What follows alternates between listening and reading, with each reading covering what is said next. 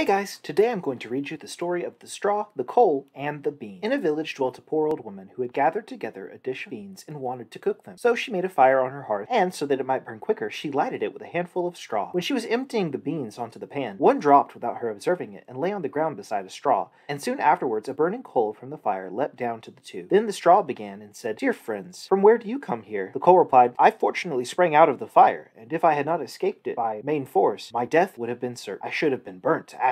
The bean said, "I too have escaped with a whole skin, but if the old woman had got me into the pan, I should have been made into broth without any mercy like my comrades." "And would a better fate have fallen to my lot?" said the straw. "The old woman has destroyed all my brethren in fire and smoke. She seized 60 of them at once and took their lives. I luckily slipped through her fingers." "But what are we to do now?" said the coal. "I think," answered the bean, "that as we have so fortunately escaped death, we should keep together like good companions, and lest a new misfortune should overtake us here, we should go away together to a foreign country." The proposition pleased the two others, and they set out on their way in company. Soon, however, they came to a little brook, and as there was no bridge or footplank, they did not know how they were to get over it. The straw hit on a good idea and said, "I will lay myself straight across, and then you can walk over me as on a bridge." The straw therefore stretched itself from one bank to the other, and the coal, who was of an impetuous disposition, tripped quite boldly onto the newly built bridge. But when she had reached the middle and heard the water rushing beneath her, she was, after all, afraid, and stood still and ventured no farther. The straw, however, began to burn, broke into pieces, and fell into the stream. The coal slipped after her, hissed when she got into the water, and breathed her last. The bean, who had prudently stayed behind on the shore, could not but laugh at the event, was unable to stop, and laughed so heartily that she burst. It would have been all over for her likewise, if, by good fortune, a tailor who was traveling in search of work had not sat down to rest by the brook. As he had a compassionate heart, he pulled out his needle and thread and sewed her together. The bean thanked him most prettily, but as the tailor used black thread, all beans since then have a black seam. The end.